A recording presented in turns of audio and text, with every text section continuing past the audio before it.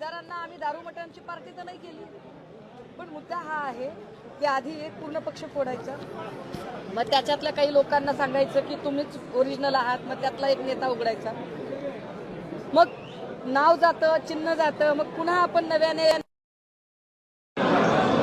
आपण माणसं तयार करतो. तर माणसं तयार केली की त्यांचा फॉर्मच भरू द्यायचा नाही, फॉर्म बाद ठरवायचे. इकडून तिकडून जर फॉर्म झालाच, अप्रूव्ह झाला निवडणूक आयोगाकडून फॉर्म, तर मग ईव्हीएम टॅम्पर करायचे, मतदार यादी सगळी तोडफोड करून टाकायची. त्यांना हवे असणारे मतदार 3-3, 4-4 वेळा नावं येतील, त्यांना नको असलेल्या मतदारांची यादी गायब होईल. एवढ्यातनंही समजा तो बिचारा कष्टाने उभा राहिला तर दारू, मटण, पैसा सगळ्याच गोष्टींचा एकदम पाऊस करायचा. तेवढ्यातूनही जर तो निवडून आला तर तो अख्खा माणूसच पळवायचा. ही लोकशाही असते. आणि तो माणूस पळवल्यानंतर 4-4, 5-5 वर्ष त्याचा निकालच लागू द्यायचा नाही, म्हणजे न्याय व्यवस्था निकाल देणार नाही, माध्यम नरेटिव्ह सेट करायला मदत करणार.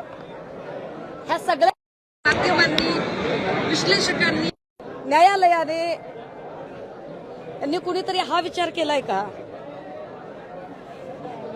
की हे लोक असेच निवडून येत नाहीत, आमच्यासारखे कार्यकर्ते रक्त आटवतात आणि त्या रक्त आटवण्याची त्याची काहीच किंमत नसते.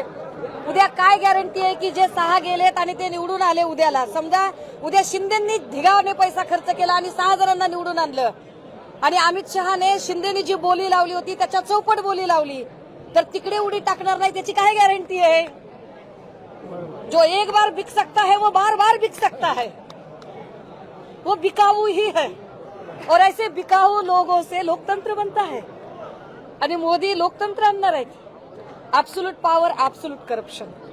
जेव्हा मोदींनी हे सगळं नाटक केलं, एका 1 नेशन 1 पार्टी 1 इलेक्शनच्या दिशेने हा देश जातो, एका डिक्टेटरशिपच्या दिशेने. आणि त्यांनी स्पष्ट संदेश दिला, मी 3 दिवस झालं सांगते की either we will set you or we will shoot you. आमच्या सोबत आलात तर आम्ही सेट करू, आमच्या विरोधात गेलात तर आम्ही तुम्हाला शूट करू.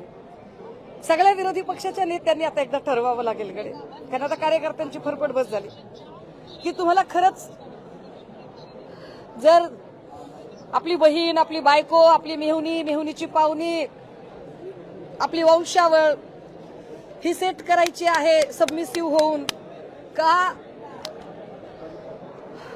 या संसदीय लोकशाहीच्या खातीर प्रसंगी शूट व्हायची तयारी ठेवायची आहे. आम्ही शूट व्हायला तयार आहोत, आम्हाला हा देश घडवायचा, आम्ही शूट व्हायला तयार आहोत, आम्हाला पुन्हा नव्याने उभं राहायचंय.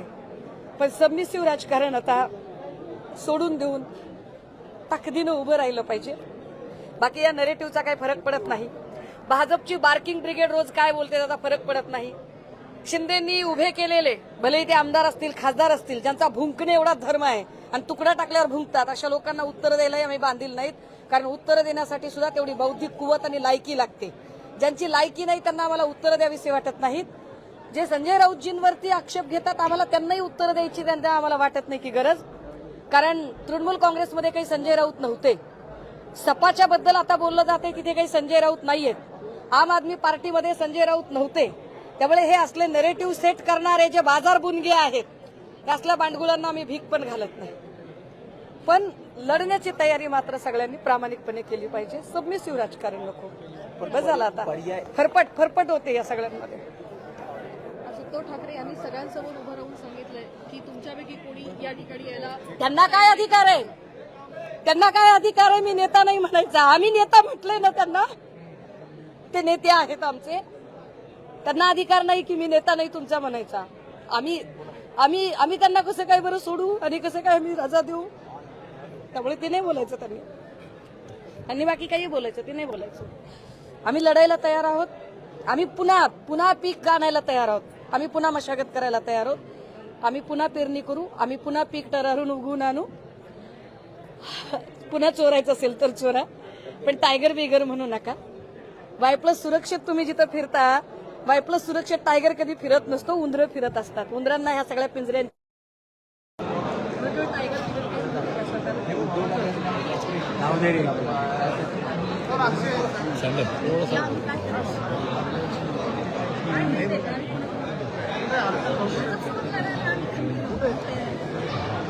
वाईट कशाचं वाटतंय की आमची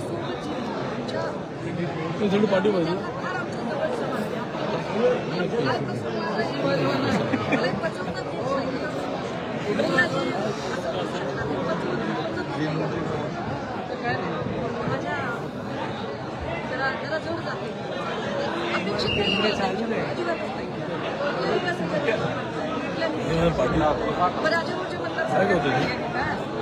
अनिल गुरुचे मतदारसंघ ते सुद्धा तर सेम परिस्थिती फेस करतात. आमदारी नाही आमच्या कष्टाची वाटत नाही की तुम्ही आमच्या कष्टाचा अपमान केलाय. ही कार्यकर्त्यांची आणि असं झालं तर कुणाला सगळ्यात मोठी गोष्ट कार्यकर्ता लाभलं असतं.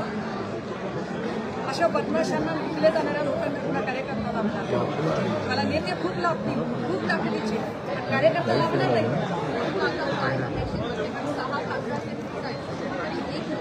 कशावरून जाई ऐका, कशावरून ते आम्ही त्या 6 ठिकाणी पुन्हा नवीन माणूस उभा केला, समजा नवा चेहरा उभा केला, तो पुन्हा आमच्या हातावर कोणी देणार नाही. कशावरून गॅरंटी घ्यायची आहे. भाजप जर पुन्हा पुन्हा हेच करणार असेल तर पुन्हा पुन्हा आम्ही तेच किती वेळा करणार. याला लोकशाही म्हणतात आणि याला देवेंद्रजी याला फार काही मोठं म्हणताय. या पुढापुढीच्या राजकारणाची ही कशाला संस्कृती देवेंद्रजींनी रुजवली. पुन्हा सांगते, देवेंद्रजींनी पुढापुढी करून स्वतःच्या मुख्यमंत्री पदासाठी जो भस्मासूर वाढवला, तो भस्मासूर देवेंद्रजींच्या डोक्यावर हात ठेवला इतका ताकदवर झालाय. हात ठेवायची तयारी सांगताय की ऑपरेशन टायगर पार्ट 2 आणि नगरसेवक देखील या ठिकाणी लवकरच बाबा तू प्रोडक्ट माल दे ना बाबा. ऐका सगळा तुझ्याकडे सगळे भुंकणारे लोक आहेत, तुझ्याकडे नेते घडवणारे लोक नाही, तुझ्याकडे अजिबात माणसं निवडून आणू शकणारे त्या ताकदीचे लोक नाही. तुझ्याकडे पैसा चिखल आहे. मग तो ड्रगचा असेल, दारूचा असेल, 2 नंबरच्या धंद्याचा असेल, हप्तेखोरीचा असेल, डान्स बंद असेल, कुठलाही असेल, हे सगळं आहे. माणसं निवडून आम्ही ब्रँड तयार करणारे आहोत. एका नव्या चिन्हाला आम्ही ब्रँड तयार केला. आम्ही मशालीचा ब्रँड थँक्यू. अरे बहुत झालं कसं लाईट उद्या घेऊन जायचे मी जाऊ आहेत त्याला लगेच घेऊन जाऊ. येऊ पण नको. कारण एक जरी नसते नमस्कार.